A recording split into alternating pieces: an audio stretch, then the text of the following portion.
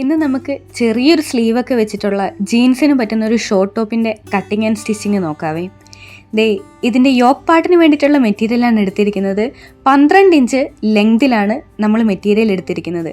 കഴുത്തിൻ്റെ അകലം ഞാൻ വെറും 2.5 ഇഞ്ച് മാത്രമേ കൊടുക്കുന്നുള്ളൂ. എനിക്ക് ഒരുപാട് അകലം വേണ്ട. അതുകൊണ്ട് കഴുത്തിൻ്റെ അകലം 2.5യും അതുപോലെ തന്നെ കഴുത്തിറക്കം 4ഉമാണ് കൊടുക്കുന്നത്. ഞാൻ ഫ്രണ്ട് പാർട്ടിലേക്കും ബാക്ക് പാർട്ടിലേക്കും ഒരുപോലെ തന്നെ 4 ഇഞ്ച് ഇറക്കത്തിലാണ് ചെയ്യുന്നത്. സ്ക്വയർ നെക്കിലാണ് നമ്മൾ നമ്മുടെ ടോപ്പ് ചെയ്യാനായിട്ട് പോകുന്നത്. ഇനി അതുപോലെ ഷോൾഡറിൻ്റെ അളവും മാർക്ക് ചെയ്ത് കൊടുക്കുന്നത് 5.5 ഇഞ്ചിലാണ് ഷോൾഡറിൻ്റെ അളവ് മാർക്ക് ചെയ്യുന്നത്. അതേപോലെ തന്നെ നമ്മൾ ആം ഹോൾ മാർക്ക് ചെയ്യുന്നത് 6 ഇഞ്ച് 6.5 ഇഞ്ച് ആ ഒരു രീതിയിലാണ് ആം ഹോളിൻ്റെ അളവ് മാർക്ക് ചെയ്യുന്നത്. ഇനി നമ്മുടെ ചെസ്റ്റ് വേസ്റ്റ് എല്ലാം മാർക്ക് ചെയ്ത് കൊടുക്കാം. ചെസ്റ്റിൻ്റെ അളവ് 8ഉം അതുപോലെ തന്നെ അതിൻ്റെ സീം അലവൻസ് ആയിട്ട് ഒരു 1.5 ഇഞ്ച് കൊടുത്തതിന് ശേഷം 9.5 അങ്ങനെയാണ് ഞാൻ മാർക്ക് ചെയ്ത് കൊടുക്കുന്നത്.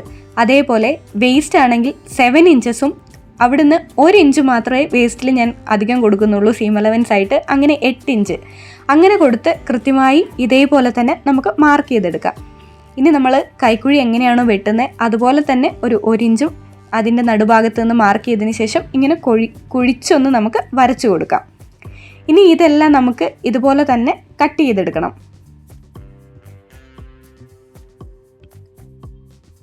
ഇതിൽ നമ്മൾ ഈ നല്ല മെറ്റീരിയലിന് മുകളിൽ നിന്ന് നെക്കും കട്ട് ചെയ്തെടുക്കുന്നുണ്ട്. അതിന് പകരമായിട്ട് ഇനി ലൈനിങ് എടുക്കുമ്പം ലൈനിങ്ങിൽ നമ്മൾ നെക്ക് കട്ട് ചെയ്യുന്നില്ല.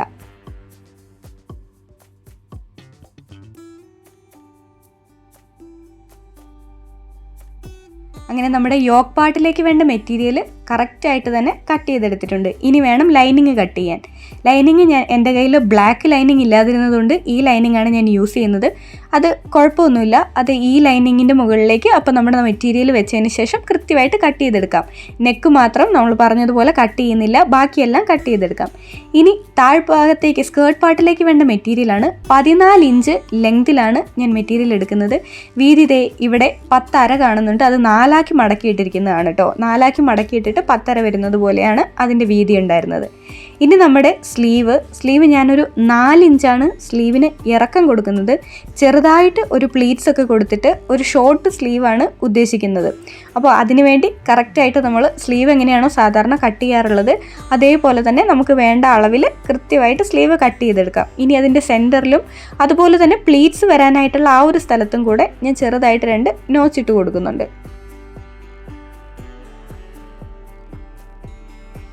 അപ്പം ഇതാണ് നമ്മുടെ യോക്ക് പാർട്ട്. ഇനി സ്കേർട്ട് പാർട്ട് ഇതുപോലെ നമ്മൾ സ്റ്റിച്ച് ചെയ്ത് കൊടുത്തു കഴിയുമ്പം ഏകദേശം അതുപോലെയാണ് നമുക്ക് കിട്ടുക.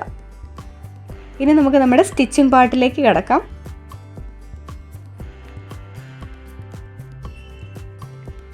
ആദ്യം ഫ്രണ്ട് നെക്കാണ് സ്റ്റിച്ച് ചെയ്ത് കൊടുക്കുന്നത്. ഈ കാണുന്ന ബ്ലാക്ക് പുറമേക്ക് കാണുന്നത് ബ്ലാക്കിൻ്റെ ചീത്ത വശമാണ്. നല്ല വശം നമ്മുടെ ലൈനിങ്ങിനോട് ചേർത്ത് വെച്ചതിന് ശേഷം ഇതുപോലെ പേൾ പിന്ന് വെച്ച് ഒന്ന് കുത്തി കൊടുക്കുന്നുണ്ട്. അതിനുശേഷം കൃത്യമായിട്ട് നമ്മൾ മാർക്ക് ചെയ്ത് വെച്ചിരിക്കുന്ന കട്ട് ചെയ്ത് ആ നെക്കിൻ്റെ ആ സ്ഥലത്തിലൂടെ തന്നെ കറക്റ്റായിട്ട് നമുക്ക് ഒന്ന് സ്റ്റിച്ച് ചെയ്ത് കൊടുക്കണം.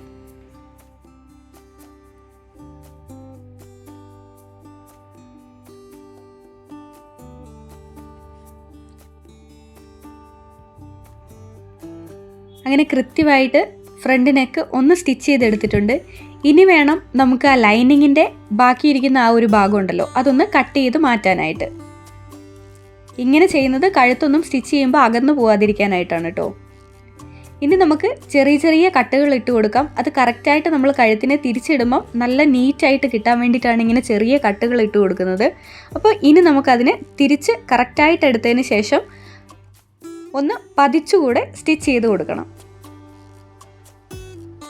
ഇതുപോലെ ഒന്ന് പതിച്ച് സ്റ്റിച്ച് ചെയ്ത് കൊടുക്കുകയാണ് ചെയ്യുന്നത്. ഇതേപോലെ ഒരു സൈഡ് ഒന്ന് വന്നതിന് ശേഷം സൂചി കുത്തി നിർത്തി തിരിച്ച് അടുത്ത ഭാഗത്തേക്ക് തിരിച്ച് വെച്ച് അങ്ങനെയാണ് നമ്മൾ നെക്ക് കറക്റ്റായിട്ടൊന്ന് ഫിനിഷ് ചെയ്തെടുക്കുന്നത്.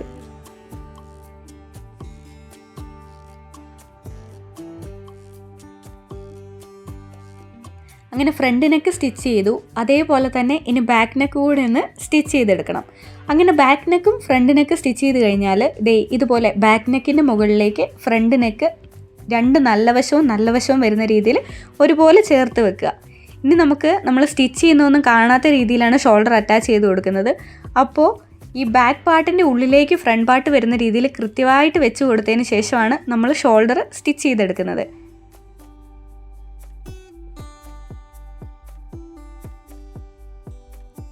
ഷോൾഡർ സ്റ്റിച്ച് ചെയ്യുമ്പോൾ എപ്പോഴും മിനിമം ഒരു 2 സ്റ്റിച്ച് വീതമെങ്കിലും ഇട്ട് കൊടുത്തിട്ട് വേണം നമ്മൾ സ്റ്റിച്ച് ചെയ്തെടുക്കാനായിട്ട്. അങ്ങനെ നമ്മൾ 2 ഷോൾഡറും കറക്റ്റായിട്ട് തന്നെ അറ്റാച്ച് ചെയ്തെടുക്കണം. അപ്പോൾ ഇതുപോലെ കറക്റ്റായിട്ട് നമുക്ക് കിട്ടുകയും ചെയ്യും.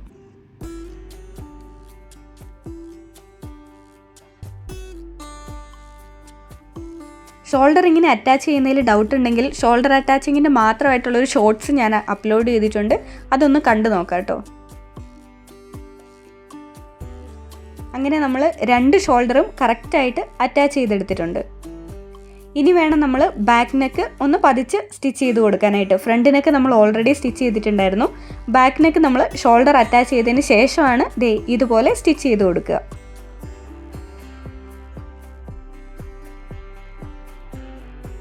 അങ്ങനെ നമ്മൾ യോക്ക് പാർട്ടിൻ്റെ നെക്ക് കറക്റ്റായിട്ട് സ്റ്റിച്ച് ചെയ്തു. ഇനി സ്ലീവ് ഞാൻ പറഞ്ഞിട്ടുണ്ടായിരുന്നു ചെറിയൊരു പ്ലീറ്റ്സ് കൊടുത്തിട്ടുള്ള ഷോർട്ട് സ്ലീവാണ് നമ്മൾ ഉദ്ദേശിക്കുന്നത്. അപ്പോൾ അതിന് വേണ്ട പ്ലീറ്റ്സ് ആദ്യമേ ഒന്ന് സെറ്റ് ചെയ്ത് കൊടുക്കുക.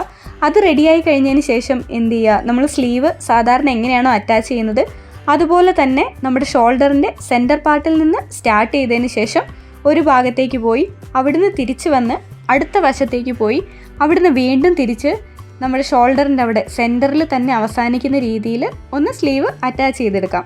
അപ്പോൾ കറക്റ്റായിട്ട് ഒരു സ്ലീവിന് 2 സ്റ്റിച്ച് വീതം വന്നിട്ടുണ്ടാവും. അപ്പോൾ കറക്റ്റായിട്ട് ഇത് സെക്യൂർ ആയിട്ട് ഇരിക്കുകയും ചെയ്യും. എല്ലാവരും തന്നെ എപ്പോഴും ഇങ്ങനെയാണ് സ്ലീവ് അറ്റാച്ച് ചെയ്യാറുള്ളത്. അതുപോലെ തന്നെ നമുക്ക് 2 സ്ലീവും കറക്റ്റായിട്ട് അറ്റാച്ച് ചെയ്ത് കൊടുക്കാം.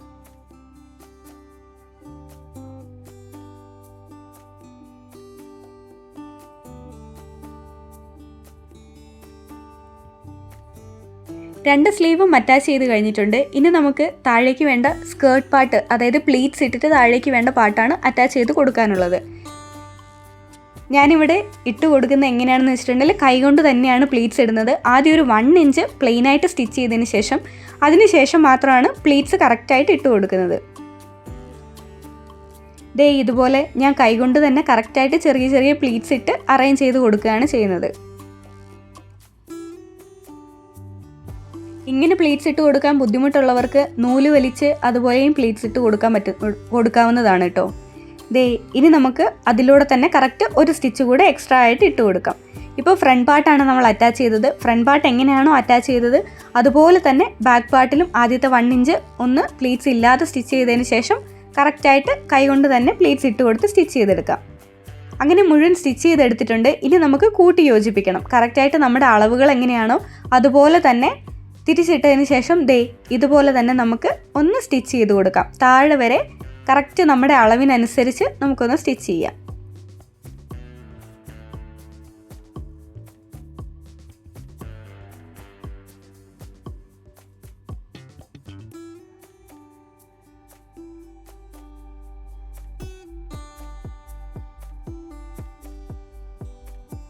ഒരു വശം നമ്മളിപ്പം സ്റ്റിച്ച് ചെയ്തെടുത്തിട്ടുണ്ട്. ഇതേപോലെ തന്നെ അപ്പുറത്തുള്ള വശവും കൂടെ മറുവശവും കൂടെ ഇതുപോലെ തന്നെ നമുക്ക് സ്റ്റിച്ച് ചെയ്തെടുക്കണം.